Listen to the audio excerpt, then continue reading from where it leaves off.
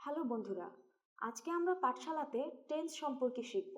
অনেকের কাছে হয়তো মনে হতে পারে টেন্স তো আমরা আগেই পড়ে এসেছি, বা যখন আমরা গ্রামার পড়া শুরু করি একদমই বেসিক গ্রামার শেখার প্রথম একটা সেকশন যেটা থাকে সেটা হচ্ছে টেন্স, এবং টেন্স ছাড়া আমরা সাধারণত গ্রামারের কোনো সেকশনে সেভাবে কমপ্লিট করতে পারবো না। আর যে কোনো কম্পিটিটিভ এক্সামে আমরা যখনই কোয়েশ্চেন সলভ করতে যাই সেখানে কিন্তু টেন্সের ব্যবহারটা অনেক বেশি থাকে, এবং আমরা নিজেরাও যখন কমিউনিকেশন অথবা রিটেনের কোনো কাজ করতে যাই, যে কোনো সেকশন লিখতে যাই, তখনও কিন্তু আমাদের টেন্স সম্পর্কে আগে থেকে না জানা থাকলে আমরা কিন্তু একটু কনফিউজ হই।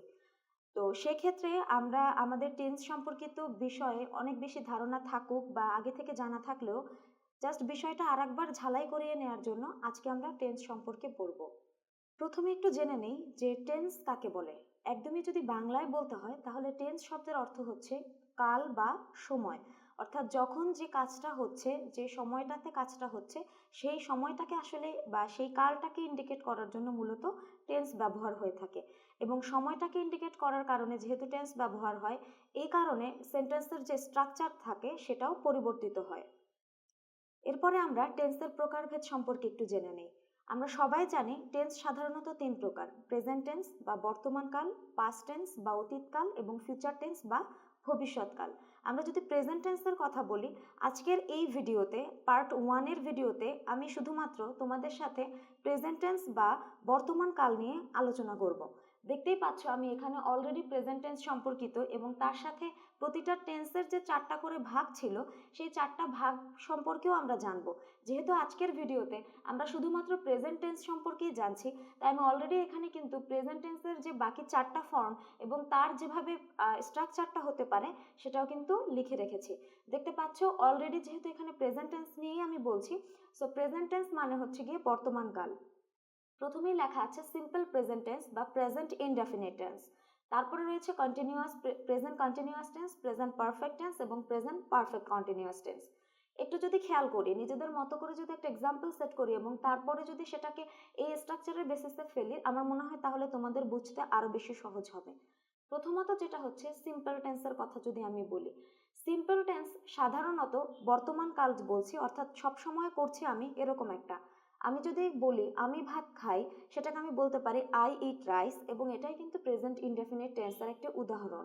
কারণ আমি বললাম আই ইট রাইস, তার মানে আই হচ্ছে সাবজেক্ট। দেখতে পাচ্ছ আমি কিন্তু এখানে অলরেডি লিখে রেখেছি সাবজেক্ট, এবং তারপরে হচ্ছে V1 বা ভার্বের বেস ফর্ম যেটা, তার মানে আমি বললাম আই ইট, সো ইট কিন্তু হচ্ছে বেস ফর্ম, এবং রাইস মানে হচ্ছে অবজেক্ট বা কমপ্লিমেন্ট যেটা আমরা বলি, সো সেটাও কিন্তু এখানে আমি বলে দিয়েছি। এরপরে হচ্ছে present continuous tense. Present continuous tense হচ্ছে সেই টেন্স যেটা হচ্ছে গিয়ে বর্তমান কালেই হচ্ছে, কিন্তু সেটা এখনো চলতে থাকবে, অর্থাৎ কন্টিনিউয়াস হচ্ছে, তার কথার ভেতরই সে বলে দিয়েছে যে এটা কন্টিনিউয়াসলি হতে থাকবে, অবিরত, যেটাকে থামানো যাবে না। সো আমি যদি এখন কন্টিনিউয়াস টেন্সের কথা বলি, সেখানে দেখো আমি কিন্তু বেসিক যেটা, যে সবসময় সাবজেক্ট তো থাকবে কিন্তু ভার্বে বা তার আগে কি কি চেঞ্জেস আসতে পারে, দেখো এখানে কিন্তু আমি কিছু বি ভার্ব লিখে রেখেছি, যেটা হচ্ছে এম ইজ আর। তো আমরা যদি এম ইজ আর লিখি এবং ভার্বের সাথে যদি আমি আইএনজি যোগ করে দেই, তাহলে কিন্তু আমার প্রেজেন্ট কন্টিনিউয়াস টেন্স হচ্ছে। আমি প্রথমেই যে উদাহরণটা দিয়েছিলাম আই ইট রাইস, এটাকে যদি কন্টিনিউয়াস টেন্সে বলি তখন কিন্তু হবে আই অ্যাম ইটিং রাইস। এরপরে রয়েছে প্রেজেন্ট পারফেক্ট টেন্স। যদি প্রেজেন্ট পারফেক্ট টেন্সের কথা বলি, প্রথমেই কিন্তু বলা হয়েছে পারফেক্ট, তার মানে হচ্ছে যে কোনো কাজ বর্তমান সময় হয়তো পারফেক্টলি হয়ে গিয়েছে, সেটাকে আমরা প্রেজেন্ট পারফেক্ট টেন্স বলছি। যদি প্রেজেন্ট পারফেক্ট টেন্স থাকে সেটার স্ট্রাকচার হবে হ্যাজ বা হ্যাভ হবে, এবং তারপরে ভার্বের V3 বা পাস্ট পার্টিসিপেল ফর্ম বসবে। সো আমরা যদি বসানোর ক্ষেত্রে বলি পাস্ট পার্টিসিপেল ফর্ম, তো সেই ক্ষেত্রে সেন্টেন্সটা কিন্তু আমি সেই আগের মতোই যদি আবারও সাজানোর চেষ্টা করি, তাহলে হবে I have eaten rice, because eaten past participle form হচ্ছে গিয়ে ইটিং, ইটেন। এরপরে হচ্ছে present continuous present perfect continuous tense. So present perfect continuous টেন্সের কথা যদি বলি, সেখানে কিন্তু সে আগের মতোই হ্যাজ বা হ্যাভটা ঠিক আছে, সাথে একটা বিন যোগ হয়েছে এবং তার সাথে ভার্বের আইএনজি রয়েছে। একটু যদি খেয়াল করো, আমি প্রথমে যখন কন্টিনিউয়াস টেন্সের কথা বলেছিলাম এবং এখানেও কিন্তু আমি কন্টিনিউয়াস টেন্সই বলছি, সো সেই ক্ষেত্রে ভার্বের সাথে কিন্তু আইএনজি ফর্মটা ঠিকই এসেছে, এখানেও কিন্তু আইএনজি ফর্মটা ঠিকই এসেছে।